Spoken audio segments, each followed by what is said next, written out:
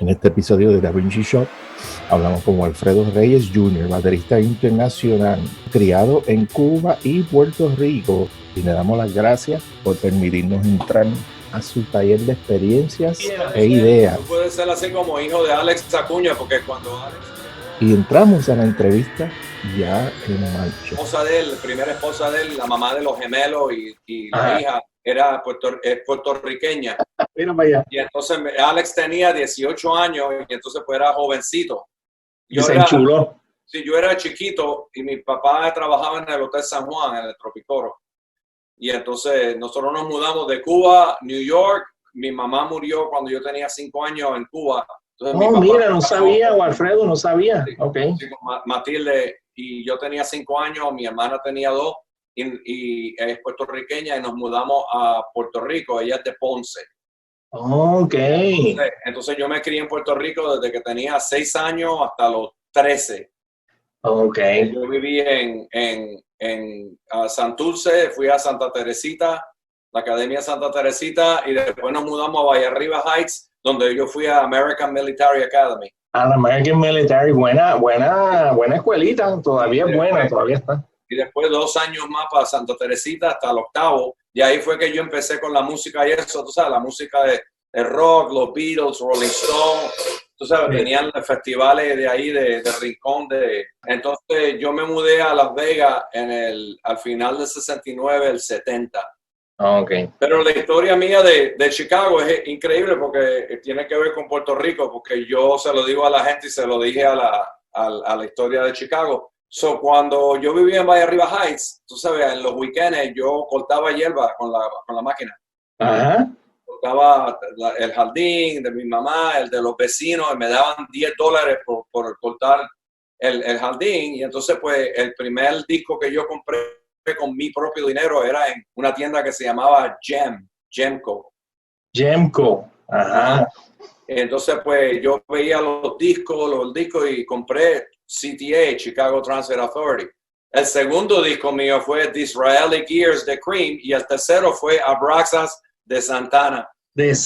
Oye, pero qué cosa. Para que tú veas, hay que soñar.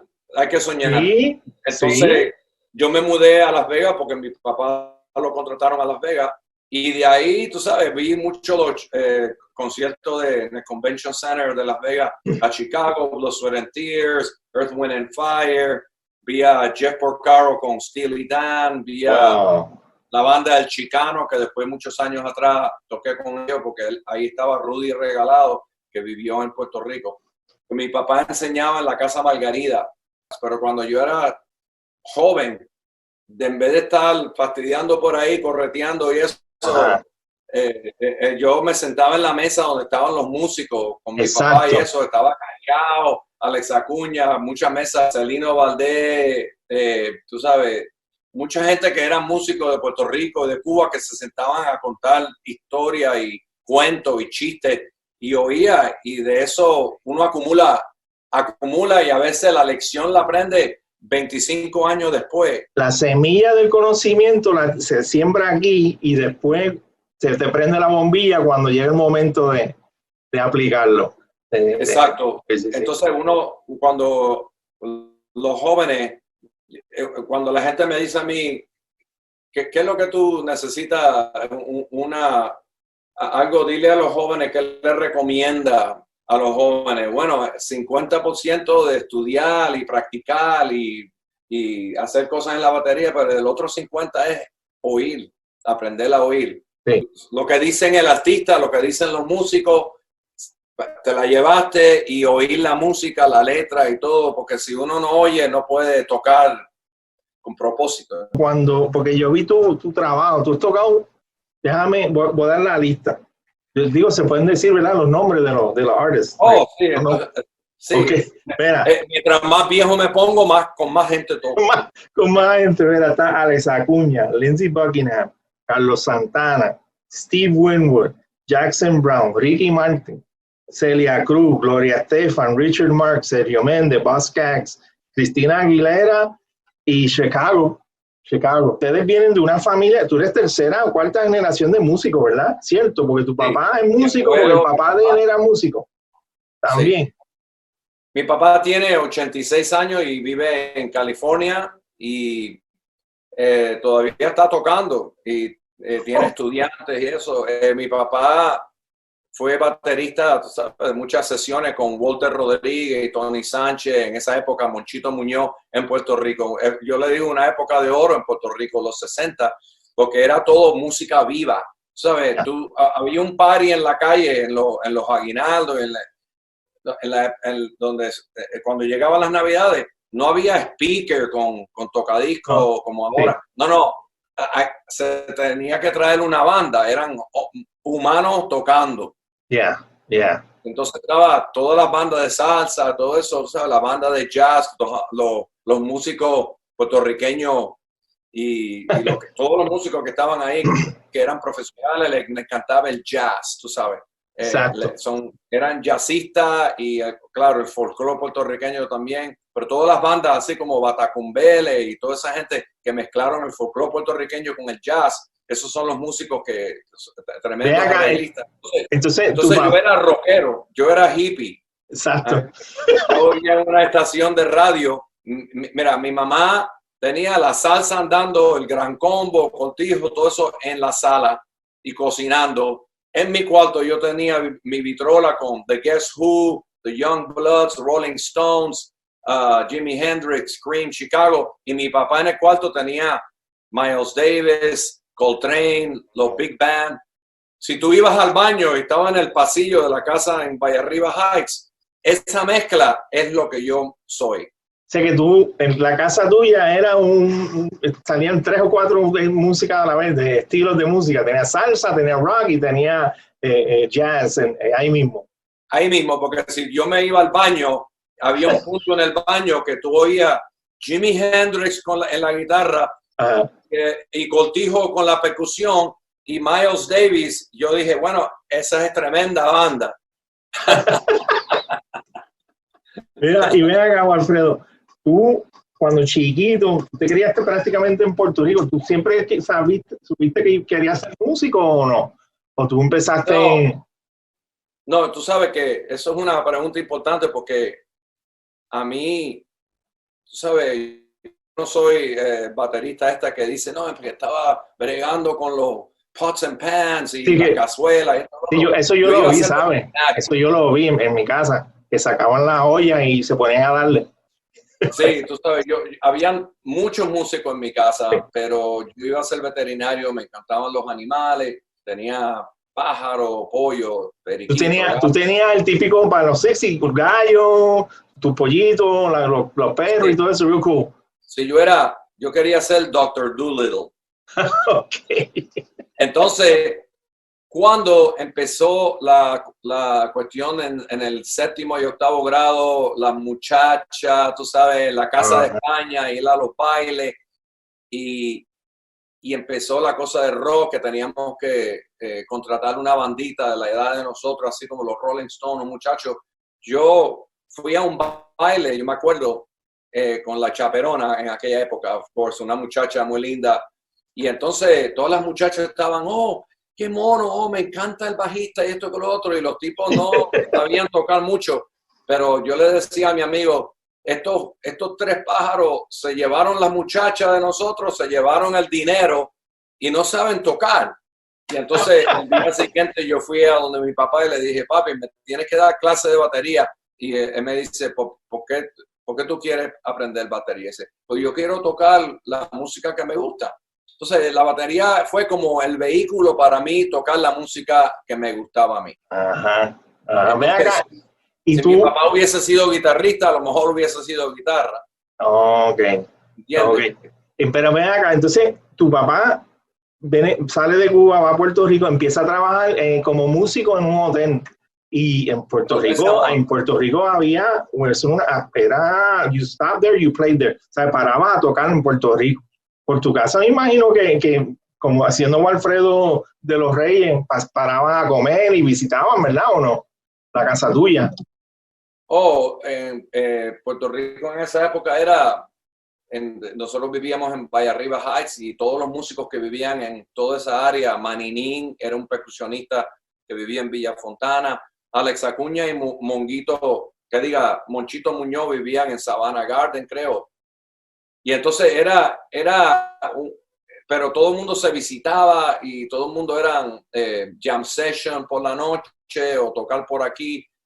Era una época y muchas grabaciones que yo iba con mi papá, pero no entendía en la época esa lo que estaban haciendo.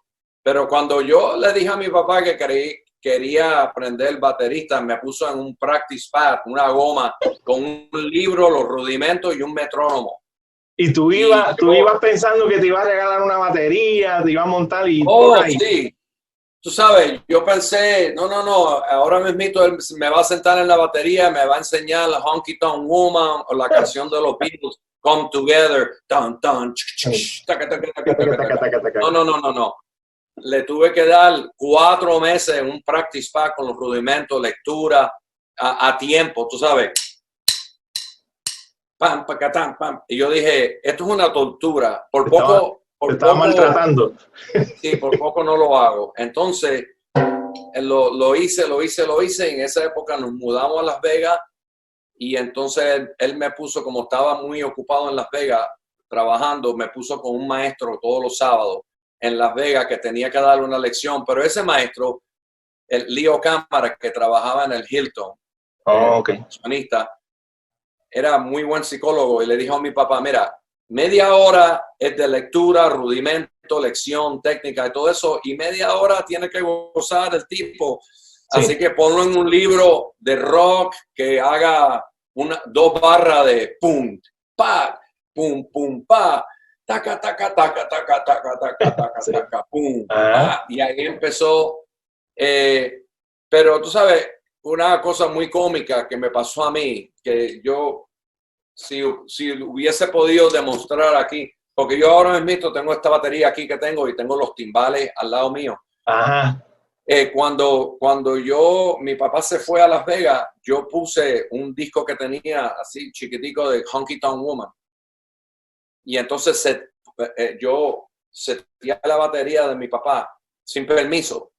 Y entonces, tú sabes que Charlie Watts no toca el 2, no lo toca en el hi-hat. Ah, sí, en el... Catch, catch, catch.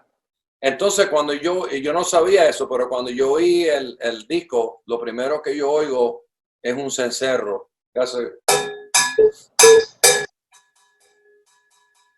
Hace así. Entonces, entra la batería, pero yo hice así y miré los tipos y dice, este es Mick Jagger que canta y este es el guitarrista, el otro guitarrista, el baterista, no es percusionista, ese tiene que ser la batería. Ajá. Entonces fue el paterno más difícil porque yo creí que la mano derecha era Charlie Watts con el hi-hat, punch, catch, cum, pum, y con la mano izquierda estaba tocando el cencerro. Así que si el que esté oyendo este podcast, pon Honky Tonk Woman y trata de tocar el cencerro con la mano izquierda y la batería con la mano derecha y los pies. Ese es el paterno más difícil. Y estuve mucho tiempo hasta que lo saqué y después vino un amigo mío así, de pelo largo, así en Las Vegas, me dice, oh no, man, ese es Mick Jagger. Mick Jagger. Eso es un overdub. Yo dije, ¿un qué? Dice, sí, eso lo grabaron después, tú sabes. El setup que tenía tu papá no era nada de sencillo, porque tu papá fue uno de los pioneros en combinar, y creo que se lo criticaron cuando estaba en Cuba, en combinar percusión cubana con batería, ¿cierto o no? Era sí. Como eso, sí. Eso fue es muy bonito cuando mi papá lo explica, porque igual que en Puerto Rico, Cuba, los hoteles eran para los turistas americanos, a canadienses, todo eso. Entonces, pues, cuando los turistas venían, querían tocar la música del cliente. Entonces, pues, había una banda y se tocaba foxtrot y jazz y todo eso en la batería. Entonces venía la banda latina y entonces tenían un seteo completamente diferente. Pero mi papá, como a veces estaba en las 2 bandas, dice, ¿para qué voy a setear los timbales, la conga allá y la batería aquí? Exacto. Como que él toca los zurdos, entonces se quedaba sentado en la batería y tocaba los timbales y la conga con la mano izquierda, con el bombo y el hi-hat. Y entonces después, a veces, como lo hace ahora mucha gente, como todos los muchachos, en vez de tocar la cáscara de los timbales, puede tocar el hi-hat. Porque tú sabes, la cuestión de la batería es que cuando, eso lo explico yo, cuando yo miro mi batería, la batería es un instrumento de transfer. En los 1920, cuando empezó la batería, era una batería de percusión, bombo sinfónico, snare drum militar, platillo chino y turco, que todavía lo son. Entonces, fue lo último. Pero todos los ritmos y de percusión ya existían en Puerto Rico, Cuba, Centroamérica, África, por todos lados. Entonces, cuando la batería empezó, todo lo que es, claro, lo que es clave, pues tú lo tocas en el ring, tú sabes. Lo que es cáscara y shaker y checker, lo toca en el hi-hat, los platillos, tontones, tú sabes, como entonces bombo como el zurdo, brasilero, todas esas cosas. Entonces, pues tú traes todos esos ritmos a la batería y ahí es que salieron, como tú sabes, lo que se llama Latin jazz, como en vez de tocar la conga, pum, pa, chica, pum, pum, pa, y el cencerro, pim, pim, pim, pim, pim, pim, pim, pim, pim, pim, te sientas en la batería y lo toca con el snare drum y el tontón y el platillo, tum, pa, chichicugum, chichicugum, pa, chichicugum, y muchos números salieron de Ray Charles, que la gente decía, eso es latino, dice, no, pero es R&B, pero no, porque los latinos, hoy, especialmente en Cuba, es a 90 millas de Estados Unidos, y Puerto Rico queda cerquitita también. Entonces, pues, los americanos, músicos americanos, oían los latinos y los latinos oían, y ahí se hizo la mezcla. Eso es súper interesante porque yo veo que en cuestiones de los reyes, tu papá hace ese hybrid, entonces marriage hace ese matrimonio entre lo latino y lo americano. Entonces ahora el hijo está tocando una banda de rock y le está metiendo un poquito de sazón y sabor, tú sabes, en la trayectoria. ¿Tú llevas desde cuándo tocando profesional, Walfredo? Desde los 70, ¿desde cuándo tú estás tocando profesional? Bueno, yo llegué a Las Vegas en 1970 y ya a los 16 años tocaba percusión en los shows en Las Vegas. Debbie Reynolds fue la primera que me contrató para tocar, y mientras yo tocaba percusión con muchas bandas y shows en el Strip de Las Vegas, estaba estudiando la batería. Cuando entré a college ya estaba trabajando profesionalmente en percusión y batería, y empecé a trabajar con Lola Falana. Es la primera artista que yo tuve que ir on tour. Pero yo empecé profesional en Las Vegas cuando tenía 16 años. Wow. Y entonces tuve que agarrar una cartita que se llama The Sheriff Card, porque yo era menor. Entonces, de la tarima tenía que ir al dressing room. Si me agarraban en la barra, en el casino, me botaban. Yo tenía el Sheriff Card y iba de la puerta de atrás al dressing room, al camerino, a la tarima, al camerino y para la casa. Yo creo que tú has vivido como 4 o 5 cambios o evoluciones de la batería.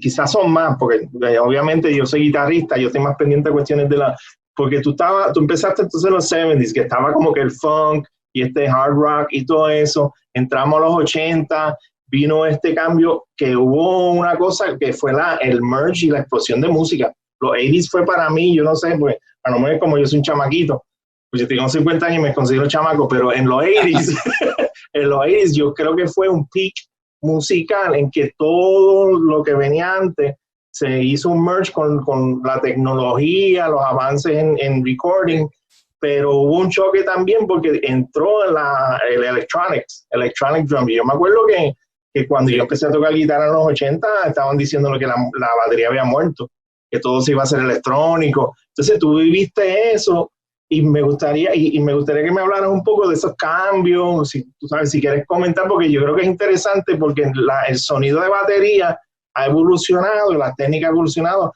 pero yo creo que yo noté, porque yo te estudié, yo fui buscando, y tú suenas casi always consistente, pero el snare tuyo ha cambiado mucho. Tú cambias mucho de acuerdo a la aplicación, al de esto, al artista con el que tú trabajas. Pero sí, háblame de quizás de la evolución de la batería y cómo tú te adaptas, porque tú tocas con medio mundo. Bueno, mira, yo a veces le digo que uno como músico profesional es como tener un restaurante. O sea, tú tienes muchas especies, tienes cazuela, tienes un menú. Mientras más rico esté el menú y más versátil, esa es la palabra. Ajá. Por ejemplo, ahora viene un señor y dice, no voy a ir a ese restaurante porque cocinan muy bueno, pero voy a llevarlo a los chamaquitos y ellos quieren hamburger. Yo le hago un hamburger, yo le hago un hot dog, le hago una pizza, pero te hago una paella. ¿Y qué quiere? Gandules y pasteles también te lo hago de huello, de yuca o de qué. Tú sabes, la cuestión es el tipo que tiene el profesional, si eres guitarrista o baterista,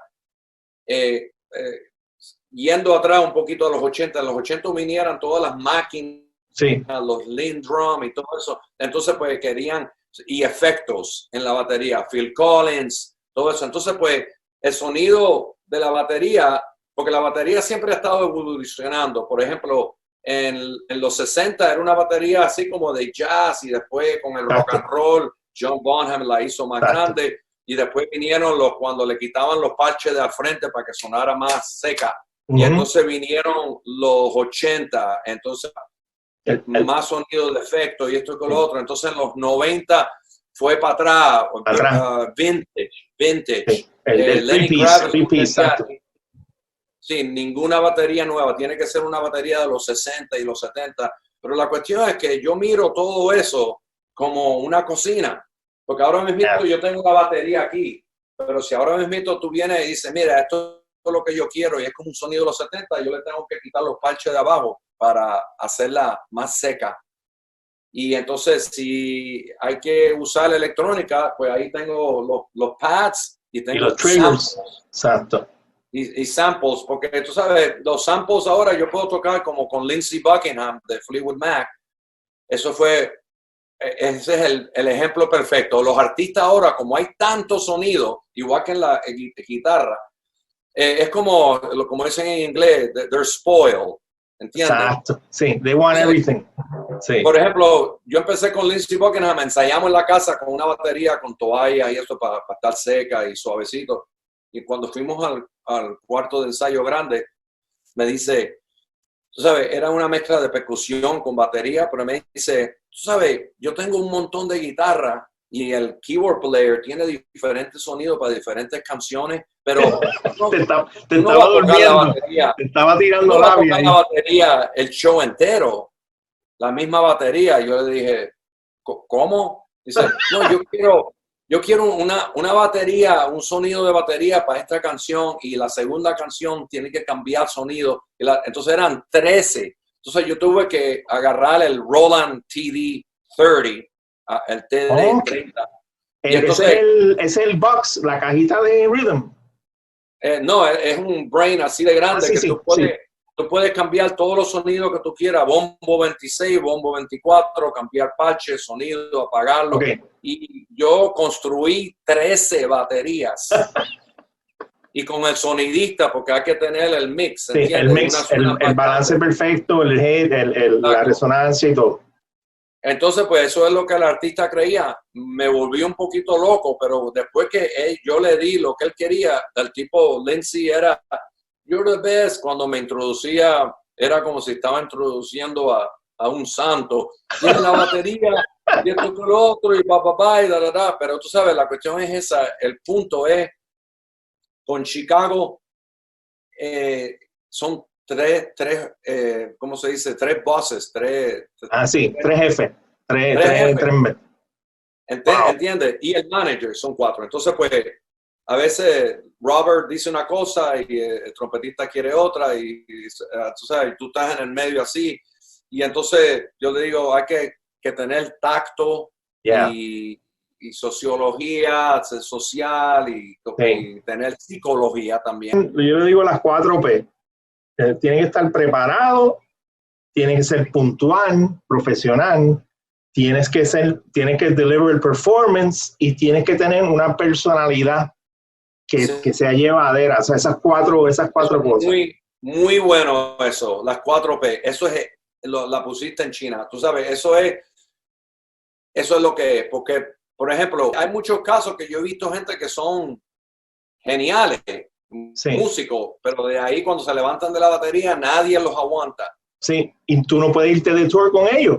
No, entonces esa es la cuestión. Yo siempre digo, en 24 horas, si ensayas en el soundcheck, es un show de 2 horas. Si ensayas, ponle 3. Así que son 22, 21, 22, 23, 24. Así que tú estás tocando 3 horas, las otras 21 horas tú tienes que estar con las personas en el tour bus, en el hotel, comiendo y esto que lo otro, tú sabes, viajando. Si tú no puedes janguear, como dice en Spanglish, va a estar muy difícil porque todo ahí es una familia. Cada grupo, cada tour se convierte en una familia y tú tienes que a veces lo que tú crees que lleva a la canción, dices, no, aquí le voy a meter un songazo tremendo así, le voy a poner esto y entonces viene el artista y dice, no, yo quiero un pin en el platillo y toca cada 4 barras y después para. Y tú tenías un hormiguero escrito. Sí, y por adentro tú dices, it's crazy. Por adentro de ti, tú dices, pero afuera tú tienes que decir, ok, vamos, ok, déjame, yo lo hago, vamos. Entonces, pues, a veces estás tiempo experimentando, a lo mejor a veces dices, tú sabes, no sé si eso va a trabajar, ponle lo que tú quieras. Entonces ahí te empiezas ahí va. A montar la canción, ¿entiendes? Pero tú sabes, hay que tener mucho tacto y psicología y sensitividad, que a veces el artista, todos los artistas tienen el derecho de ser artistas y tratar cosas que a lo mejor no sirven. Sí, pero sí. Tú no estás ahí para lucirte, tú no eres el mamito principal de la batería, tú estás ahí para servir el artista. Exacto. Y levantar el artista, que él se siente bien. Si esa persona se siente bien y toca bien, you're the man, tú eres el hombre. Bueno, teníamos en la gira de Santana un tour manager, Skip, que decía, el bus, los carros salen de aquí a las 6. Si tú estás en el lobby 15 para las 6, estás tarde. No estés tarde, por favor. Entonces dice, pero nos vamos a las 6. No. 15 a las 6 está en el lobby, porque si tú no estás 15 para las 6, ahí, tú sabes, tiene que estar todo el mundo listo, y porque siempre pasa algo, o llega el carro tarde. Entonces, pues, eso es muy importante, porque tiempo es dinero. Tiempo es dinero. Como quiera que tú lo mires. Con Santana, mira, es una larga historia, pero yo cuando llegué a Las Vegas, que estábamos hablando, empecé a tocar con artistas, Lola Falana, Marilyn McCoo, Ben Vereen. Entonces, después me mudé a Los Ángeles en 1980. Empecé a trabajar en Los Ángeles, tenía muchos amigos, Carlos Vega, baterista, Alex Acuña, Luis Conte. Entonces estaba trabajando en Los Ángeles y en el 1984 empecé a tocar con una brasilera jazzista que se llamaba Tania María. Entonces ahí empecé a viajar el mundo entero. En el 85 empecé con un guitarrista que se llamaba David Lindley, que tocaba slide guitar para Jackson Browne. Y era como una banda de reggae y rock y blues. Cuando yo empecé con David Lindley, ahí el primer concierto de David Lindley estaba Jackson Browne, Bonnie Raitt y Joe Walsh. Ahí ya empecé en el rock. Oh my God. ¿Entiendes? El primer guiso con David Lindley, toda esa gente estaba ahí, se sentaron a la tarima y entramos a la gira. Entonces toqué en el 85, 86, 87, grabé con Jackson Browne unos cuantos discos y entonces empezamos a abrir para los Grateful Dead. Porque Jerry García le encantaba a David Lindley. Entonces abrimos para los Grateful Dead con Los Lobos y otra vez abrimos para Santana y The Grateful Dead. Entonces ahí fue la primera vez que conocí a Carlos. Ya yo conocía a Oreste Vilató y Armando Peraza. El drummer era Graham Lear, y eso fue como en el 88. Y me preguntaron que si quería entrar en la banda. Yo estaba haciendo un disco con David Lindley, no podía en esa época, pero fui a Australia a hacer una gira con un artista rockero allá grande, se llamaba Jimmy Barnes, de gira así de stadium. Se llamaba, ¿cómo era? Monsters of Rock. Wow. Con Iggy Pop y toda esa gente por allá. Y cuando llegué en el 89, en febrero, me preguntaron otra vez, ¿quieres audicionar para Santana? Porque preguntó tu nombre los otros días. Entonces fui y agarré el trabajo con Santana. En el 89 tú estuviste desde el 89 con él, ¿verdad? Sí, 89 hasta el 93. Sí, Okay. En esa época, entre Santana, porque tú sabes, uno no trabaja el año entero. Sí. Trabajé también con Boz Scaggs y Gloria Estefan, y entonces hice diferentes trabajos en Los Ángeles. Y en el 94 entré con una gira muy grande con Traffic. Con Traffic y Steve Winwood. Steve Winwood con Jim Capaldi. Te iba a preguntar de los jams. ¿Eran fijos? ¿Más o menos había? ¿O ya Santana te dejaba irte en un viaje? ¿O era establecido? Santana le gusta. Santana es como un jazzista en el corazón, sí. Aunque el lenguaje de él es más blues, pero él le gusta la improvisación, sí. Y él no quiere que sea un show fijo. Él tiene canciones que son fijos. Cuando él empieza a tocar, ya tú sabes que es esa canción. Pero a veces hay partes del show que él empieza así, como por ejemplo, tú estás ahí sentado en la batería y no sabes qué es lo que va a pasar el próximo. Y él empieza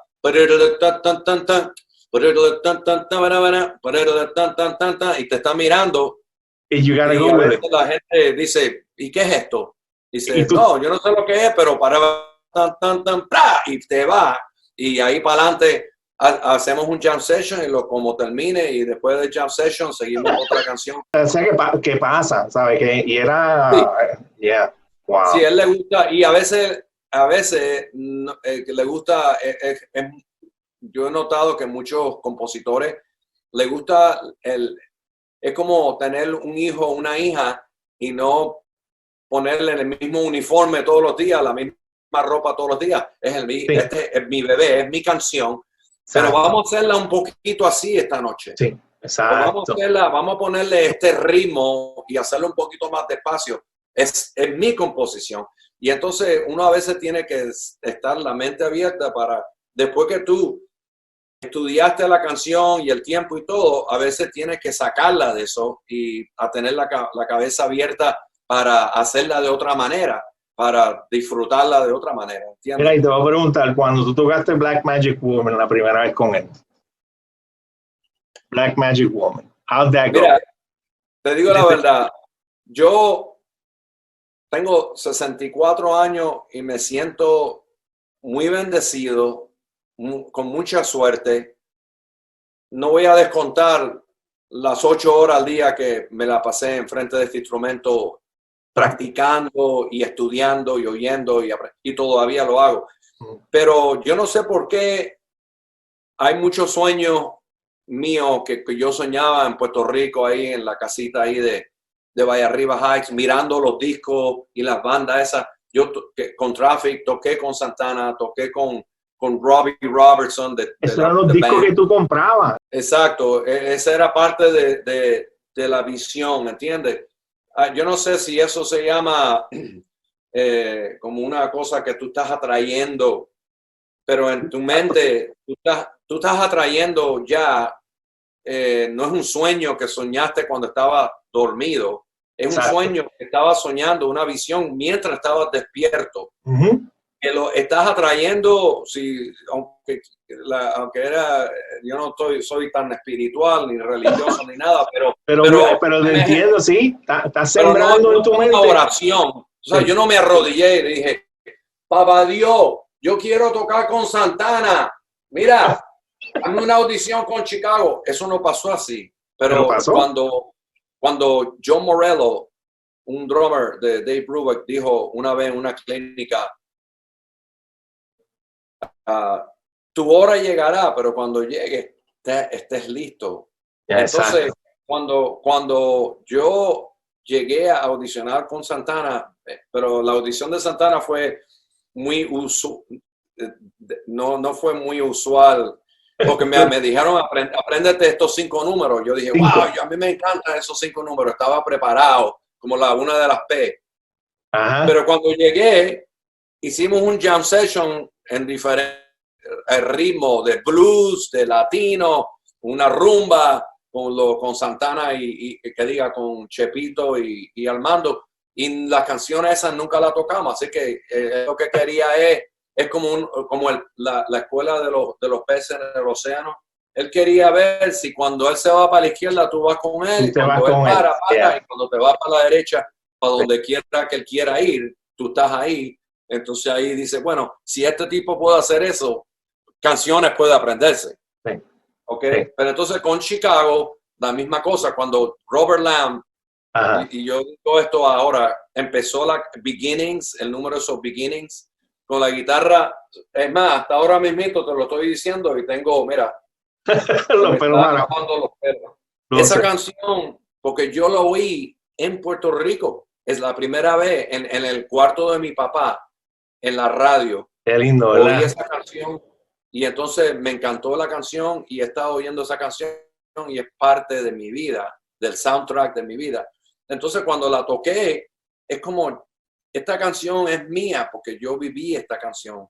Entonces, otro punto, todo el mundo, todo lo que están oyendo aquí, tú, tu hijo, todo, ahora tu hijo es joven, pero todo el mundo tiene un soundtrack, un tema de música en la vida. Y hay muchas canciones que uno pasa el primer amor, el primer baile, primer casamiento, ojalá que sea el último casamiento, pero tú sabes, cuando se le rompe el corazón un amante, que tú dices, oh my God, esta era la canción que yo oía, porque me iba a suicidar, pero esta canción me salvó la vida. Tú sabes, tú no puedes, hay mucha gente que me manda emails, tú no entiendes esa canción, Hard Habit to Break, me salvó la vida. Yo digo, wow, esto es increíble.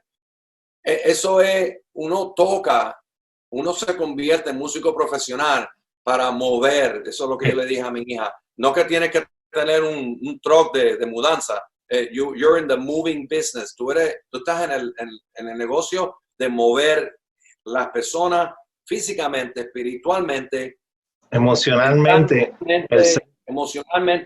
fuera del asiento. Cuando yo no conozco a esa gente que están allá afuera, pero cuando yo me siento en mi batería, todo lo que yo he practicado, cuando yo empiezo, punch, pa, patunch, pa, punch, pa, patunch, pa. Antes de que empecemos a tocar, la gente empieza a moverse y se paran del asiento. Yo no les estoy obligando que hagan eso. Eso es lo que yo he estudiado, cómo yo puedo mover la gente y tener el feeling para que ellos se muevan, gocen, lloren, recen, vayan a la casa y le hacen el amor a su esposa y la esposa al marido. Tú sabes, todo eso, como Carlos Santana decía, cuando la primera vez que tocamos Samba Pa' Ti, Carlos dijo, ¿tú sabes cuántos bebitos nacieron por esta canción? Dice, eso es, por 50 años he estado oyendo emails, oh my God, la hija mía nació y cuando mi esposo y esto con lo otro estábamos poniendo esa canción, igualmente la de Chicago, Color My World. Ajá. Sí, mira, ve acá, y te quería preguntar de Steve Winwood. Yo vi que tú brincas de percusión a batería y eso no se ve mucho. O sea, yo veo que una de las características tuyas es que tú haces lo que haya que hacer y sin pena. Porque un baterista dice, no, me lo miro en la batería y no me voy a salir de acá. Pero tú felizmente en los conciertos de Traffic, tú estás en batería en un momento y cuando viene el saborcito latino, vienen esas canciones latinas, pues te mandan a darle duro a las congas y a los timpanos. Bueno, hay muchos bateristas que tocan percusión, pero ¿sabes? Shaker, maraca, un cencerro, triángulo. Pero Steve Winwood quería alguien que tocara bongo, conga y que supiera ritmos. Sí. Yo no soy Giovanni Hidalgo, ni Richito Flores, ni Paoli Mejías. Esos tipos son Stradivarius geniales en su instrumento, pero al mismo tiempo, como te estaba diciendo antes, yo soy el cocinero, que Exacto. cuando hay que hacer salsa de tomate, hay que hacerla, y cuando hay que hacer arroz con gandules, hay que saber cómo hacer el arroz con gandules típico para que sepa. Y las habichuelas coloradas, los mexicanos hacen habichuela colorada, Sí. y en New Orleans hacen habichuela colorada, pero lo que yo le digo a la gente, cuando tú haces habichuela colorada de Puerto Rico, tiene un sabor que ese es el de Puerto Rico, y hay que saber los ingredientes. Exacto. Igual que en las canciones, en la música, cuando yo estoy tocando una canción de rock, que voy a las congas, no vamos a tocar, tú sabes, el gran combo, salsa, Exacto. es otra cosa. Entonces, pues hay que saber cómo restar y sumar los ritmos, ¿entiendes? Y entonces poner los ingredientes, porque si le pones mucha sal a los huevos y los fastidia, no se los comen. Nadie se los come. Entonces, ahí puede fastidiarte tú y dices, no llame a este tipo. Ese tipo siempre le pone mucha sal a los huevos. Y le caso, llama al otro. Llama al otro, porque Alfredo overplays, o le mete salsa donde es rock, o le mete rock donde es salsa. Y, sí. Exacto. Pues hay que saber, es mejor no poner sal. Exacto. Y decir, me gustan así. No hice nada. O que te lo pidan, mira, échale un poquitín de sal. Pues está bien, vamos a darle ese toquecito. Sí. Exacto. Pero porque yo tengo 20,000 cosas en la cocina, no quiere decir que todo se lo va a poner. Entonces eso pasa en la batería. Eso pasa, o sea, a veces yo voy al estudio y chequean la batería. Yo tengo ahora mismito aquí 1, 2, 3, 4 y he seteado esta batería en el estudio y a veces no toco nada excepto bombo, hi-hat y snare drum. Y eso es lo que es. Y entonces después estamos grabando y el ingeniero me dice, tú estás usando los tontones porque así los apagamos los tontones. Y dice, bueno, la canción esta, el ingrediente no quiere tontones y quiere batería, así que apaga los tontones porque este es el ingrediente. A lo mejor la próxima va a tener un montón de tontones, pero no sé todavía, ¿entiendes? Sí. Pero la música es un arte y es muy interesante trabajar con muchos artistas. Yo vi que en tu trayectoria, para mí, un artista bien interesante es el Johnny Holiday. Él es francés, ¿verdad? Francés. Fue uno de los más grandes en Francia. Pero yo te voy a decir una cosa. Yo vi el concierto de ustedes en la Torre de Eiffel. Yo no sé si es el concierto más grande que tú has tocado en tu vida, pero eso ahí estaba Francia completo. ¿Sabes? Sí, medio millón de personas. Medio millón. Y eso fue un espectáculo. Yo vi concierto completo. Yo dije, déjame ver quién es Alfredo. Gracias. Y ese hombre, he's something else. Yo audicioné en el 98 y para que tú veas, yo nunca me he enfermado mucho, y me han entrado, yo creo que puedo contar los flus que me ha pasado en mi vida. Ese fue uno. De verdad. El segundo flu pero flu te estoy diciendo, no sé, de catarro, pero de fiebre, sí. como que alguien te acá le dicen la rompehuesos, una monga rompehuesos. Sí. Rompehueso completo fue cuando la primera audición de Johnny Holiday, y yo me levanté de la cama y estaba manejando para ir a la audición, me aprendí los números en Los Ángeles, y me acuerdo tener en el freeway, tuve que estacionar el carro, salir, y me enfermé, tú sabes, tuve que vomitar, y entonces llamé al señor, porque estaban, sabes, me da pena, están todos los músicos ahí esperando, y Johnny no estaba ahí, Johnny no estaba, era una audición, pero con los músicos y hacen video. Tú sabes, yo llegué enfermo ahí como para decir esto, tú sabes, aquí yo hago, pero no tenía, yo lo que quería era en ese momento no trabajar con Johnny Halladay, pero volver a la cama mía y acostarme.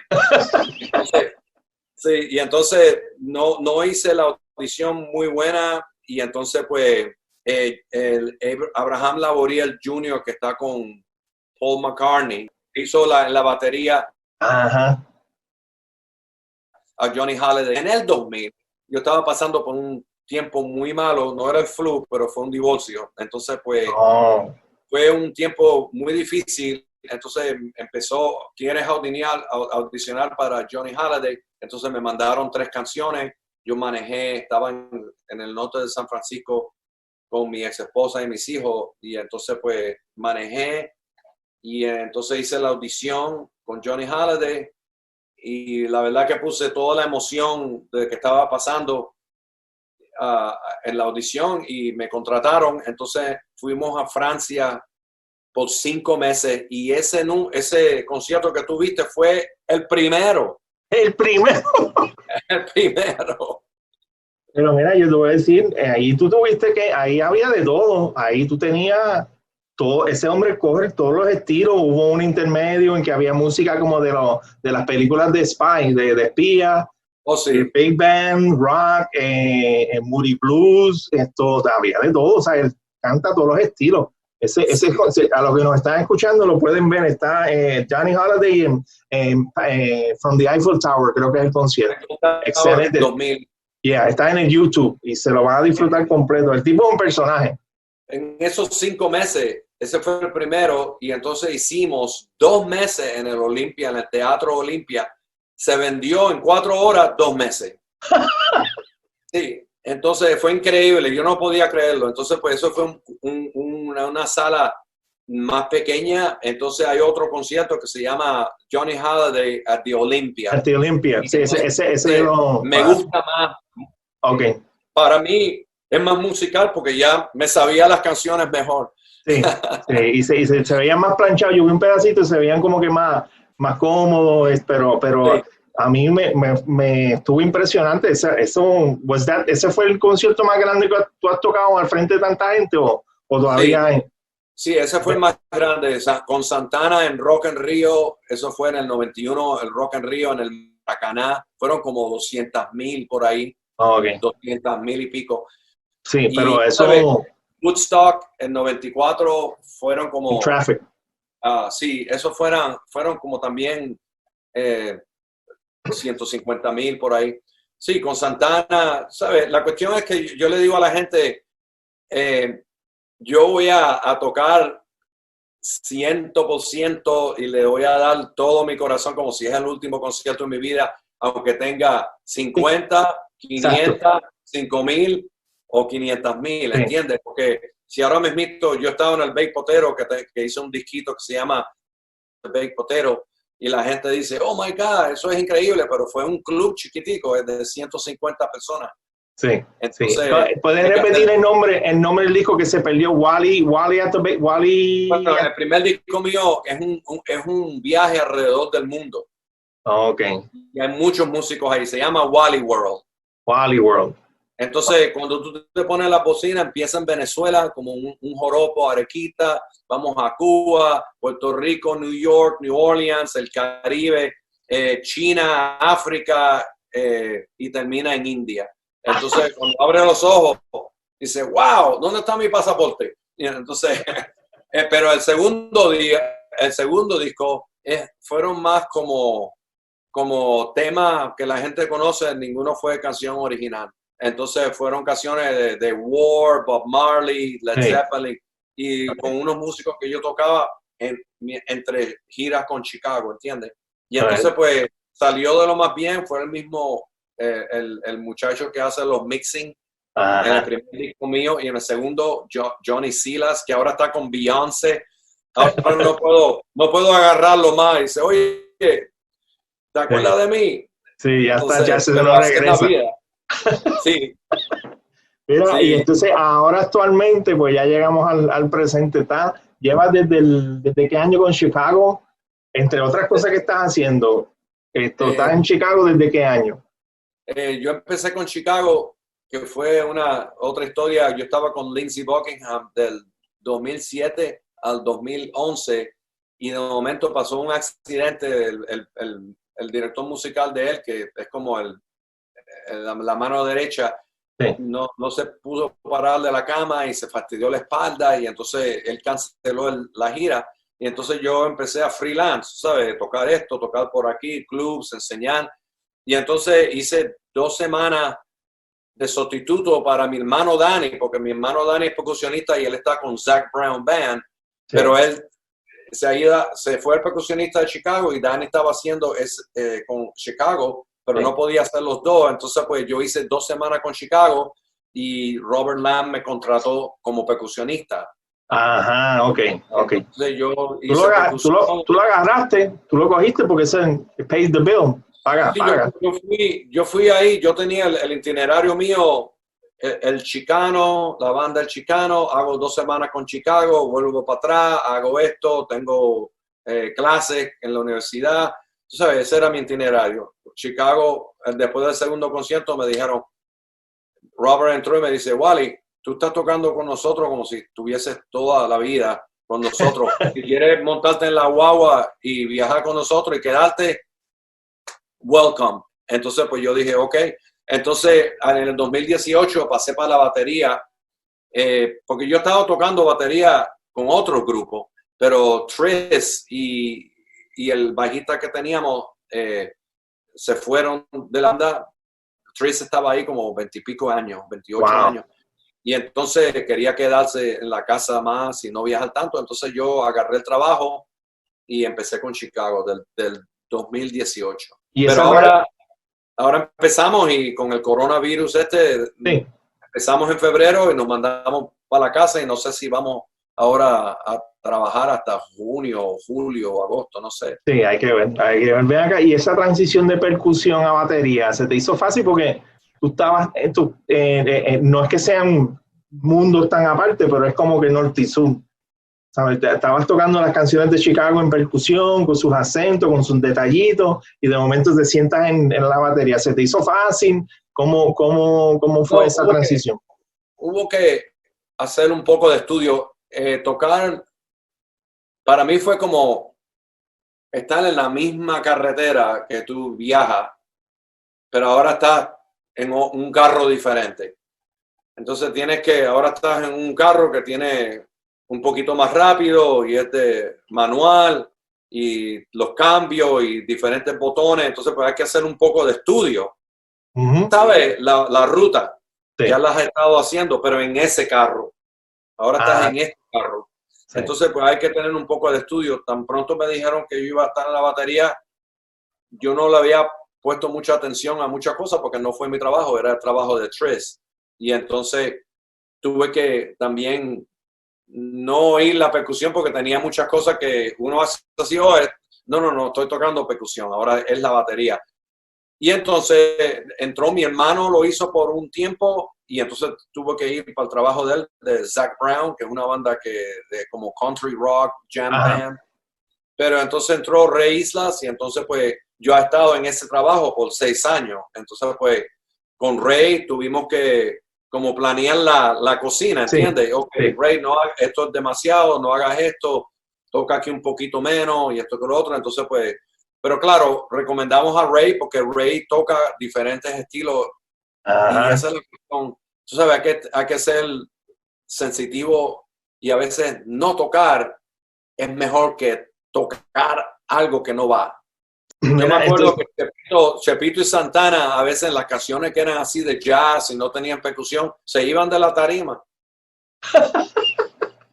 Armando así, empezamos, y ahora Carlos empieza, Chepito y Armando se iban. Es mejor ir a tomar una cerveza hasta que relax. entiende, que obstruir aquí, you know. Y de todos los bosses tuyos, ¿cuál ha sido la mejor experiencia? Digo, yo sé que te puede comprometer, pero la mejor experiencia que has tenido así, la más challenging, la más que te hizo crecer, ¿cuál fue? ¿Lindsay o fue otro? No, toda uno aprende algo nuevo, pero tú sabes, yo siempre admiro a Steve Winwood porque para mí es el musicazo entero. Sí. Sí, Steve, sí. el primer disco de Steve, Ark of the Diver, él tocó todos los instrumentos. Sí. Y entonces Steve no solamente es una persona muy nice y muy pasiva y respetuosa, pero es ingeniero, toca saxofón, bajo, órgano, uno de los mejores, Sí. compositor. Y Él escribió Give Me Some Loving cuando tenía 16, I'm a Man cuando tenía 17. Tú sabes, es un musicazo tremendo y entonces pues estar con Steve y Jim Capaldi y ver cómo ellos componen las canciones. ajá, O sea, fue una experiencia muy linda. Yo trabajé con Steve on and off por 10 años. sí, sí. Y Carlos es más emocional y ya como vamos a tocar así, a veces sí, no le gusta lo que está pasando y hay que cambiarlo rápido en la tarima. En Chicago es más como cuando el show ya está formado, como con Lindsey Buckingham. sí. Lindsey Buckingham es muy importante la energía de las canciones. A veces enseñamos esta Okay. primera, cómo va con la segunda, la tercera. No, pone esta, a ver cómo va con esta, la energía del show. Y cuando Sí. ya tenemos un show que la energía desde el empezar al terminar Hace un es arco. así, Sí. entonces pues ahí él está contento y está ya tranquilo. Ok. Y Qué entonces pues interesante. todos los artistas son diferentes y te digo que hasta hoy en día yo estoy aprendiendo y nunca uno para. Uno empieza pero no para nunca a aprender. Ah, sí. ¿Tú no te acuerdas alguna vez que hayas pasado un PAM en un pacho tocando? ¿O alguna cosa que te haya pasado, alguna anécdota que te haya pasado, como decimos, un mal rato? Oh, muchas. Mira, la gente me dice, ¿tú te pones nervioso antes de tocar? Y dice, no, yo no me pongo nervioso, pero la cabeza de uno puede empezar tú sabes, uno puede o decir, uno se sonríe y va para ahí y uno va para lo mejor. Y a veces uno, como cuando va a manejar un carro, que dice, oh, imagínate que ahora tú vayas, cuando terminemos aquí, el que está oyendo, dice, voy a ir a comprar algo al supermercado. Oh, pero si se me rompe el carro, ¿y qué pasa si se me fastidia una goma y tengo un Te problema? empieza a ¿Y trabajar qué la pasa mente. si entonces pues hay que estar, la pieza que tú dijiste, hay que estar preparado? Sí. Pero a veces, aunque uno esté preparado, por ejemplo, una vez yo estaba tocando y gracias a Dios que no estuviese aquí porque estuviese en prisión por matar a alguien. Oh my God. Alguien no me pusieron la cosita de los Sí, platillos, el tranque de los platillos, el ring, the ring. de los Sí. platillos, la mariposita, y entonces se zafó o alguien empezó a fastidiar antes de que yo. Entonces cuando yo llegué a tocar empecé así y metí un platillazo y fue como un frisbee. Y se fue así como que por poco le corta la cabeza al guitarrista y el platillo hizo Oh y my entonces God. la audiencia y la banda dijo, ¿pero qué fue eso?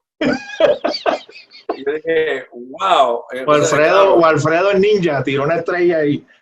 imagínate, termina la carrera del músico Walfredo Yeah, a la yeah. guillotina con el guitarrista, tú sabes. Entonces le cortó el cuello. Pero hay muchas cosas que, por ejemplo, en el Rock and Rio, en el show ese, Ah, yo siempre trato de aprender una lección de lo malo o lo bueno que me pase. sí. Yo estaba tocando y me pusieron una batería rentada, entonces el tontón de piso en la tarima empezó a correr y entonces yo Ajá. estaba tocando la batería. Cuando terminamos el concierto, que fue una audiencia increíble, fuimos para atrás antes del encore, entonces tenemos que ir para atrás otra vez a hacer otra canción, pero cuando fuimos al camerino, creo que fue Raúl Reco, me dice, ¿qué te pasó? Y dice, ¿qué me pasó? ¿Qué? Y cuando vi la camisa estaba pero roja De de sangre, sangre. pero roja, roja, roja. Y entonces pero la energía de la Sí, música y el sí, concierto eso, fue tan sí. grande que yo no lo vi, que cuando fui a tocar el tontón se había movido y me corté aquí como 7 puntos, tuvieron que sacar. Wow. Aquí pues, le metí con el puñetazo al tontón Sí, porque no estaba donde se supone que estuviera, se te había corrido. Exacto, y con la energía, pero para que tú veas lo que es la música y la Sí, adrenalina. sí, yo sé lo que tú me dices. Si yo una vez tuve que tocar con el thumb mío dislocado, porque me puse a jugar baloncesto antes de un gig, like, media hora antes, una hora antes. Y eso estaba ahí, mira, cada vez que yo agarraba el brazo, yo aprendí a tocar sin apretar ese día. I play like that. And I did it, y todo tranquilo, y no sé cómo, Alfredo, pero es lo que tú dices, cuando uno está en el performance, cuando tú ves la banda que está dependiendo de ti, tú te olvidas de todo. Esto es una experiencia, ser músico, Alfredo, it's a blessing, es una bendición, porque tú te conectas con una gente y estás cuando termina de tocar con el dedo así, cuando sales de la tarima, ahí es que tú dices... Así mismo, así mismo. Pero cuando estás ahí, la magia y la adrenalina es una cosa que hay mucha gente que la estudia. Sí. Y yo he tenido el chance y la bendición de tener niños que tienen habilidades especiales, sí, sí. Tienen autism y tienen Down syndrome. El cerebro no funciona normal, pero tienen muchas habilidades especiales. Y entonces la música los ayuda en muchas cosas. Entonces, pues, hay un amigo mío que tiene se llama terapia de ritmo con instrumentos de percusión. Y te digo que he visto cosas que son increíbles, que solamente pasan con la energía que forma la percusión y la música. Sí, estoy de acuerdo. Yo tengo una experiencia, yo di clase a un estudiante también, muy especial, Rafi. Yo tenía la clase, la tuve que extender, era de media hora, la tenía que ser de una hora, porque cuando yo llegaba a la casa, teníamos que empezar a negociar, porque él tenía talento, él tenía como 16 años, tocaba guitarra y era lo de él, pero tenía una condición que era bien antisocial. Yo tenía que negociar con él, hablar con él qué hizo, hacer chistes, la mamá sacaba unos alcapurrias, comíamos, eso era parte de la clase. Entonces, cuando ya él le daba la gana, él cogía la guitarra y la hacía canto para Alfredo. Y la clase la había practicado y todo eso, pero cuando yo llegaba, él sacaba la guitarra, enfogonaba y no quería. Pero nos hicimos buenos amigos y es eso, tú sabes, y la enseñanza y es que tú no puedes menospreciar a una persona, que quiera aprender música, que esto es para todo el mundo, es una terapia, es una bendición, es algo positivo. O sea, lo que nosotros estamos haciendo va más allá, porque es una bendición invisible, es algo que toca los corazones y marca vida. Marca vida. Los muchachos, trabajar con muchachitos o adultos de habilidades especiales lo enseña a uno mucho. Sí, a uno, exacto. They're teaching us, nos están enseñando a nosotros. Enseñando a nosotros. Así, mira, yo los otros días estaba viendo una entrevista de Abraham Labor y el padre, y yo te quería pasar esto porque yo entiendo que es cierto. Él dice, bueno, yo lo escuché y me chocó, pero él dijo que el bajo, él lo considera como la casa de los músicos. Y yo dije, pero ¿cómo va a ser? Y eso suena como medio tight. Pero yo me puse a pensar, bueno, tienes razón, pero el fundamento, ¿quién es que lo tira? El foundation, el baterista. Exacto. No, yo he trabajado con Abraham. Abraham no solamente es tremendo musicazo, pero es una energía de positividad que cuando está con él, y no solamente en el lenguaje musical, pero tú estás viajando en un aeropuerto. Yo hice un concierto con él en Indonesia. Fuimos al Jakarta Jazz Festival con David Garfield. Ajá. Y la Gabriel, fue un trío. Pero tú sabes, él llega al estudio y si tú estás un poquito inseguro o un poquito que no sabes lo que va a pasar, él te empower, tú sabes, te da energía que tú te sientes como que lo que va a pasar ahora va a ser histórico. Histórico. Ese ahora. Pero ese quote de él me estuvo curioso. Y es así, el baterista es el fundamento donde todos nosotros nos recostamos, en lo que a donde usted nos lleva, nosotros nos vamos. Ese es el trabajo de ustedes. Tienen una carga heavy. Usted tiene una carga Esto fue heavy. Lo que dijo en una entrevista Jimi Hendrix, cuando le preguntaron, en Jimmy, ¿por dónde tú vas ahora? ¿Dónde tú vas a llevar a tu música? Se viró y le dijo, no sé, donde el drummer nos lleva, por ahí yo voy. Es lo que él diga. Sí. Pero Lo que tú él sabes, me encantaría ir a Puerto Rico. Hace mucho tiempo que no voy. Mi mamá vive en Ponce diga. y Ok. ahora yo sé que hubo un terremoto. Sí, Yo la llamé los ayer. otros días y fue como que se cayeron los tiestos y toda la foto, pero yo la puse para atrás otra vez y le eché agua a la mata. ¿Qué voy a hacer? Estamos en manos de Sí, Dios. Yo sí. digo, pero la luz, el gas, el agua, no, todo está bien. Pero Ok. me encantaría ir porque tú sabes, yo tengo mi corazón.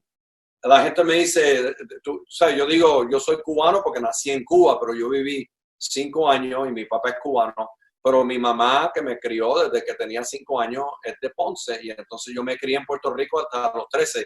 Y eso es una época que yo viví mucha vida, mucha música. Y fue, como tú dices, mi casa, la fundación, que fue, ahora yo lo pongo todo encima de eso, pero si yo no hubiese tenido una época que fue importante, porque la época de la radio era FM, y Yeah. entonces había música que duraba 10 minutos, Los jams, a the veces cream. ponían, mira, la estación mía, sí, la estación mía, no me acuerdo qué era, pero que yo tenía en mi cuarto, que cuando no tenía mi vitrola con los disquitos, yo ponía la radio, era Elvis Presley, Stevie Wonder, Sly and the Family Stone, The Guess Who, The Hollies, the Beatles, The Animals. Eso fue una mezcla tremenda, que eso no pasa hoy en día, porque hoy en día está todo segregado, Sí, hip hop y blues y old sí, school y R&B ¿cómo se dice? Bachata y sí, salsa romántica y salsa vieja. Y tú sabes, entonces pues la gente que oye esto no oye eso. sí, Entonces es tú tienes verdad. que ir allá para oírlo. Pero las estaciones, cuando yo crecí, era todo mezclado ahí. Y entonces tú sabes, si tú estabas oyendo a Led Zeppelin, tú sabías quién era Sly and the Family Stone y Sí, Stevie Wonder. Y sí, entonces tiraban de todo, tiraban de American todo. Rock. Sí. Exacto, y entonces pues en aquella época, tú sabes, era una época muy importante para mí porque no solamente la música, pero los caracteres de la música, o sea, los bell bottoms, pelo Yeah. largo, era una música de rebelión contra el establishment, pero también me encantaba la salsa porque como percusionista yo iba a los bailes del teatro cultural allá en Valle Arriba y era salsa, merengue, y entonces pues en Puerto Rico, aunque es una isla muy pequeña, pero es una isla muy rica en cultura, porque nosotros tenemos, aunque mucha gente dice, no, no, pues los americanos y sin americanos, esto y lo otro, pero tenemos lo nuestro y lo americano y lo puertorriqueño y lo del Caribe. Y ahora con el Internet, Sí, sí, somos una mezcla tremenda. Y entonces cualquier persona, no importa si tú estás en una isla pequeña o en un continente muy grande, si tú tienes un sueño, no importa lo que sea, como dicen en inglés, go and get it. yeah. Cuando vengan para Puerto Rico, ya tú sabes, nos avisan, nos vamos, nos comemos un mofongo y hacemos otro podcast al frente de la playa, ya hacemos algo chévere. Yo tengo a una señora que vive cerca de Nashville, que me manda pasteles aquí a Northern Kentucky. Y así que, Oh, no, te digo, no, la comida puertorriqueña es única y cuando estoy allá, cuando yo voy a Puerto Rico, es muy peligroso porque como no sí, la he probado por mucho tiempo, sí, sí. Tienes hay que que traerte tener, pantalones más grandes. sí, tú sabes, cuando llego así, por ejemplo, llego del aeropuerto, es como, coco frío, ok, dame 5. Dice, 5. Nadie se toma 5 cocos. Dice, no, dame 5. Y dame 4 alcapurrias. Dice, para ti, sí, sí, para mí nada más. O sea, yo voy para la playa y los cuchifritos y todo eso. Y Yeah. me mando antes de llegar a Ponce y después, claro, allá. Pero no, es una comida, te digo, pero sabes, relacionándolo todo con la música, tú sabes, yo he notado en los viajes míos por todo el mundo que en todo el mundo hay ajo. En todo mundo hay cebolla. En todo mundo trabajan con mantequilla y algunas cosas de crema. Pero cada país es diferente sabor. Entonces, si tú haces unos frijoles, una cosa de puertorriqueña que lleva ajo y cebolla, pero en China, la comida china tiene ajo y cebolla, y la española también, y la africana también, y la de India también. Entonces, pues que los ingredientes son muy importantes y cuando uno va a tocar música o con una banda o un artista, tiene que saber tengo que llevar, qué batería. Es un de jazz, ok, platillos de jazz, la tonalidad, los palos, las escobillas, no se te olviden, porque si vas a tocar jazz, ahora voy a tocar salsa, ok, cencerro, los palos, tú sabes, shakers. Sí, exacto, pues entonces tú sabes, es muy importante prepararse con el instrumento, la tonalidad de esa música y las canciones, qué ingrediente lleva cada canción. Es muy importante.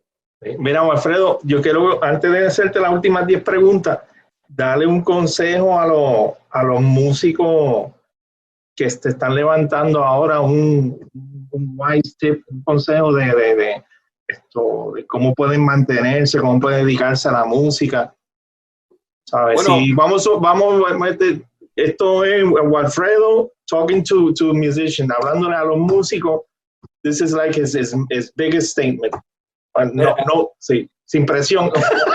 A los muchachos jóvenes, es una época completamente diferente que con la que yo crecí. Pero hoy en día tú tienes muchas cosas porque tienes el internet, tienes a YouTube. Sí, había muchas cosas que eran buenas en los 60 y los 70 que ya no existen, pero ahí existen cosas buenas hoy en día. Por ejemplo, tú puedes hacer tu website. No esperes a que tú seas profesional.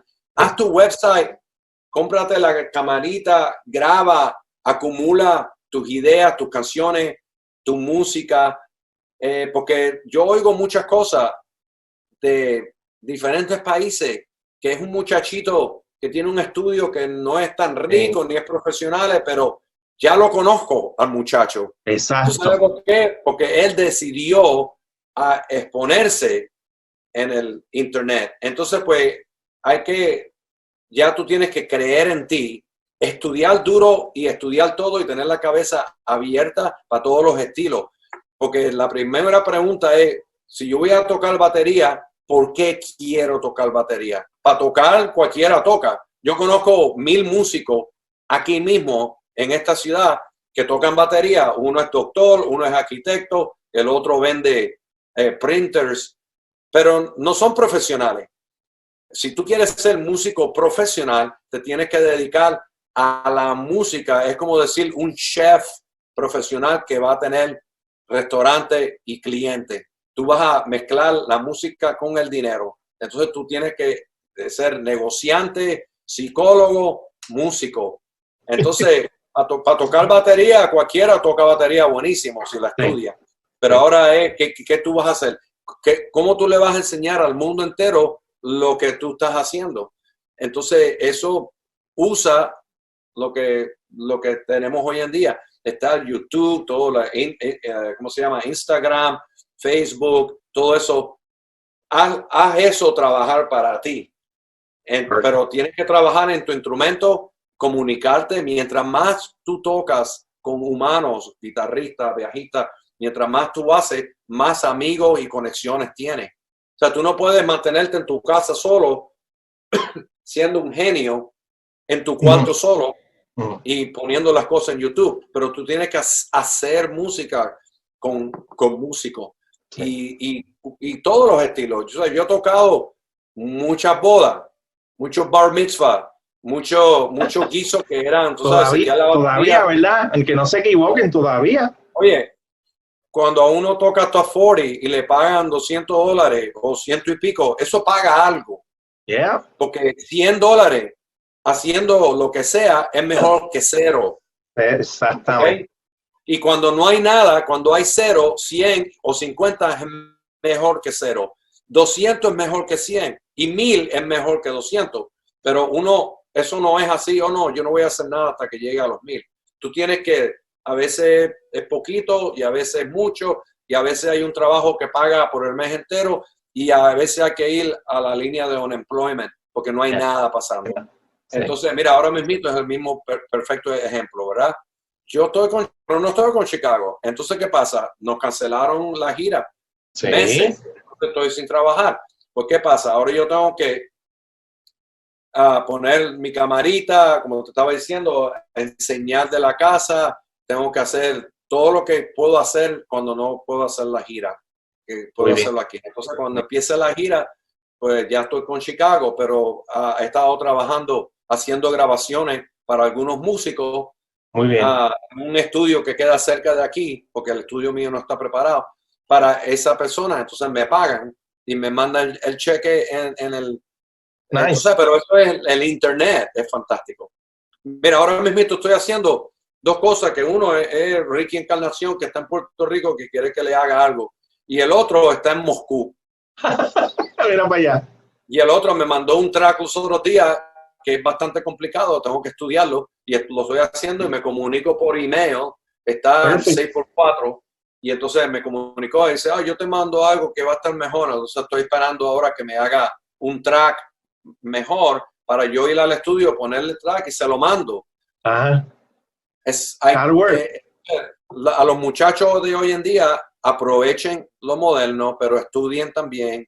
Mientras uno más estudia las raíces, más ritmos nuevos salen. Las raíces de Puerto Rico, aprende, conoce tus raíces, la raíz del instrumento. Si es la batería, ¿de dónde vino? ¿Quién fueron los primeros bateristas de los 20, los 30, los 40 o 50? Si tú vas a ser profesional, cualquier chef que es famoso sabe la historia de la cocina. ¿Entiendes? Sí. Entonces la misma cosa, si tú eres percusionista, tú no sabes nada de la conga, ni la tumbadora, ni del bongo, ni del chequere, tú no sabes nada de nada, pues entonces, tú sabes, eso no dice muchas cosas buenas de ti, tú sabes, aunque lo toques bien. Entonces, pues eso te añade peso, ¿entiendes? Entonces, una persona que es heavy, que llegue y no solamente... ¿qué estilo de música tú quieres? Ok, yo llevo esta batería porque eso es la mejor para esta. Ok, y voy a llevar estos platillos para esta canción tuya. Y es como Baskin and Robbins, ¿tú sabes? ¿Sí? Un montón de chocolate. ¿Qué sabor quieres? Hoy en día tú no puedes tener un negocio de helado y tener chocolate y vainilla. Chocolate, vainilla y fresa nada más. ¿Verdad? Mira, yo volaría ahora mismito para Ponce para ir a los heladitos chinos, porque eso no lo hay en ningún lugar. Esos son heladitos de país, sí, de tamarindo y de parcha y todo. Te digo que si pudiera volar ahora mismito fuera a un vuelo. Y a eso nada más. Cuando yo voy a Ponce, ahí voy seguro. Nítido. Ahí me encuentran. Me está curioso que tú dijiste que tenemos que conocer el instrumento y los rudimentos. Tu papá, cuando tú le dijiste que querías tocar batería, él te sentó en un practice pad. Y yo quiero que esto los músicos entiendan, que los rudimentos tú los vas a llevar el resto de tu vida. Porque ahí es donde tú ves a Walfredo. Walfredo, cuando quiso aprender a tocar batería, el papá le puso un practice pad y 2 palitos. ¿Y qué hace Walfredo antes de salir a tocar con Chicago y con toda esa gente? ¿Qué tú haces? Warming up. Con un practice pad. Sí, es como el atleta. Tú sabes, yo quiero que alguien ahí me diga, cualquier gente de pelota, básquetbol o de boxeo, que solamente de la casa va al ring de boxeo o a la cancha sin calentarse. Sin calentar. Es más, están 1 hora antes todos los deportes. Y eso es, entonces por eso yo no entendía cuando íbamos a jugar fútbol americano, que tenía que correr alrededor del parque. Dice, pero ¿para qué? Dámela aquí, vamos. Pero esto es la misma cosa. Los rudimentos básicamente son las palabras. Entonces después tú coges esas palabras y tú haces tu vocabulario, pero tú no puedes hablar musicalmente si no conoces las palabras. Yeah. Entonces, un single, un paradiddle, un roll, todo eso son palabras que después tú haces así y haces lo tuyo. Sí. Pero tienes que aprender las palabras, igual que hay que aprender a correr para jugar fútbol y hay que aprender a correr para jugar béisbol. Entonces es la misma cosa. Después cuando el juego pasa, el juego es el concierto. Ya, exacto. Pero tú te tienes que calentar para que no te dé un calambre en el medio del juego, ¿entiendes? Sí, sí, eso es así. Importante. Los fundamentos son fundamentos y vas a estar toda la vida con ellos. Mira, así. Por todos lados en esta casa donde yo vivo hay un practice pad. Así que no van para el lado. Sí, eso es así. Si bueno, Alfredo. Si no te gusta, tengo otro. Hay todos lados. Mira, Alfredo, pues vamos a las preguntas finales y te agradezco, mano, el tiempo. Esto ha sido una bendición tenerte. De verdad Gracias. que sí. Vamos a las 10 preguntas. Yo no hago muchos interviews en inglés, es que digan en castellano. Se me olvida porque estoy hablando más que nada inglés. Muchacho, pero está perfecto. Spanglish. Está perfecto, que este sea uno de muchos que vengan ahora, man. Mira, pues vamos a las 10 preguntitas que preguntaba James Lipton en Behind the Actor Studio, Inside the Actor Studio. Es como un ping pong. Lo que se te ocurra, la primera contestación, la primera pregunta es, ¿cuál es tu palabra favorita? La palabra favorita de Walfredo Reyes Jr. ¡Wow! ¿Wow es la palabra favorita o wow la pregunta? Wow. Palabra, tú dices, tú quieres que yo, la contestación de la pregunta, ¿cuál es mi palabra favorita? Eso lo digo más que nada, porque yo tenía una cotorra y eso es lo que la cotorra repetía. Así que ella aprendió el wow. El wow, hacía así, la cotorra hacía wow. Porque yo la decía tanto. Ok, mira, ¿y qué palabra es la menos que te gusta?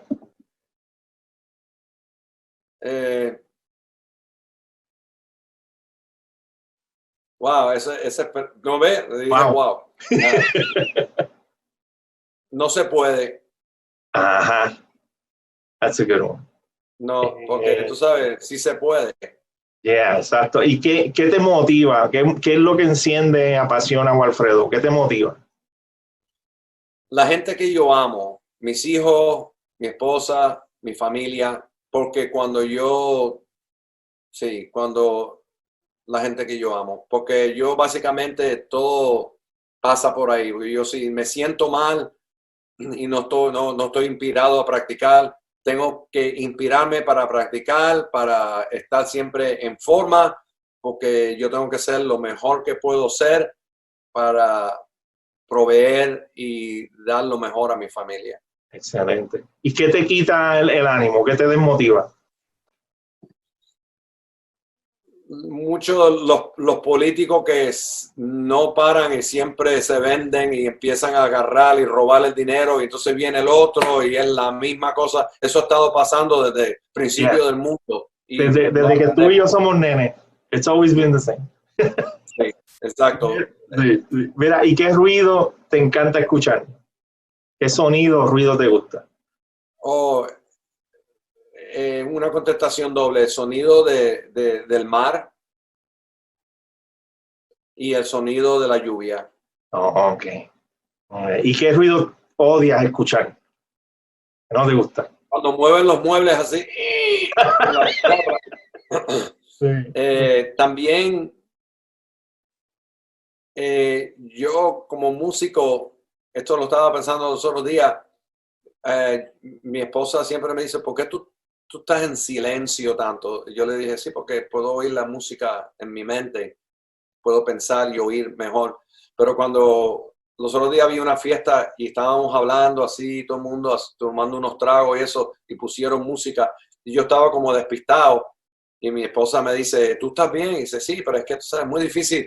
Cuando la gente pone música, yo oigo música. Estoy oyendo la guitarra, el acorde, si es un bombo. Entonces, pues yo no puedo estar en una conversación y oyendo música. O me quitas la música y conversamos, o oímos música y te cae a la boca, ¿entiendes? Pero te entiendo perfectamente. Ese sonido así, que es gente hablando al mismo tiempo y una canción, eso me vuelve loco a mí. Me vuelve loco, te entiendo, fíjate, te entiendo. Mira, ¿y cuál es tu palabra mala favorita? No lo tienes que decir, puedes deletrearla. Your favorite bad word. La palabra mala. Sí, no tienes que contestar si no quieres. Ay, Dios mío. Cuando te pilla, No, cuando... bueno, yo estoy tratando de no decir malas palabras porque tú sabes, tengo que ser el ejemplo. Pero de vez en cuando estoy en privado, F-U-C-K. The classic. Eso sí le pasó. Classic. Eso sí le pasó. Sí. Igual que los cubanos dicen, o en Puerto Rico también, coño, pero es Coño, como una muchacha linda que parece, coño, o el cantazo. Te agarraste un dedo y dice coño. Sí, el multiuso. Entonces, pues, sí, en inglés es la misma cosa. Cuando yo veo así un baterista tocar así que está como de otro planeta, dice Mira, ¿y qué profesión, aparte de lo que tú haces, te gustaría intentar? Bueno, yo siempre yo hubiese estado en real estate. Me gusta porque yo no sabía que se llamaba flip homes, pero yo compré mi primer townhouse cuando tenía 21 años y me gustaba porque como soy artista, me gusta pintar, me gusta se lo debo a Puerto Rico porque Vallarriba Heights teníamos el jardín, todo eso era mío. Teníamos palos de acerola, aguacate, mango, guayaba, de todo. Entonces, pues me gusta mucho la siembra del jardín. Entonces, pues yo he tenido muchas casas que la he arreglado, puesto un jardín nuevo y Flipper, sería entonces real estate contractor o un investor. O flip homes. Flip homes, that's good. Eso está bueno, sí. Eso está bueno. Sí, entonces, me encanta esto, porque lo he hecho inconscientemente, sin saber que era del negocio.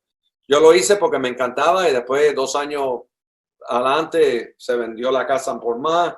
Dice, ahora voy a hacer esta. Y entonces, pues, es una cosa que lo hice inconscientemente, pero nunca he estado profesionalmente en eso. That's cool.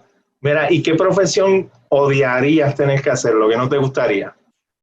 Oh, man. Esa sí, ¿sabes? Porque yo respeto a todas las profesiones porque son necesarias, lo más que, aunque tú no te guste. Te digo la verdad, ser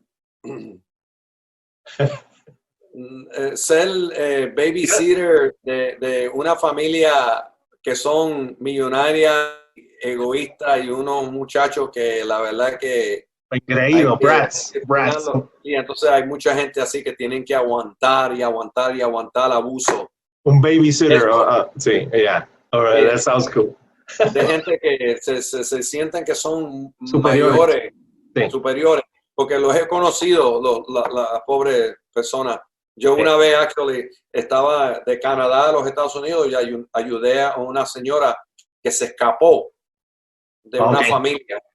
Wow. Y entonces cuando llegó, yo creía que no la creía todavía, hasta que llegué a Los Ángeles y le presté mi tarjeta para que llamara a la familia de ella como en Guatemala o algo así. Wow, Alfredo. Y empezó a llorar y empezaron a llorar. Yo dije, wow, esto es It's de real. verdad. Y entonces, pues, no lo pude creer. Yo me metí en eso y fue una cosa que ayudé a esa señora a salir a escapar, sí, a la libertad. Entonces, pues, eso fue una cosa que hoy en día hay mucha gente así como... Sí. Engreída. So you don't want to be a babysitter para los riquitillos. Un babysitter esclavo, tú sabes. Esclavo, exacto. Mira, y la última pregunta. Cuando llegues al cielo, ¿qué te gustaría que Dios te dijera? Cuando dice, mira, aquí llegó Alfredito, ¿qué te gustaría escuchar de Dios? Man, si Dios hace así, y si Dios es viejito, y me dice, he bailado con tu ritmo por tantos años. Eso ya estoy en el cielo, dice, ya increíble. Ya está la banda completa, llegó Alfredito Junior, ya está la banda completa. Exacto. y me gusta tanto bailar con tu ritmo que le estoy enseñando ahora a María Magdalena ya y a Pedro. Mira, Walfredo Jr., muchas gracias. Esto ha sido un honor, un privilegio para Puerto Rico, para los que van a escuchar este podcast. ¿Dónde te pueden conseguir? Tú das clases, ¿verdad? Yo lo voy a poner en gráfica.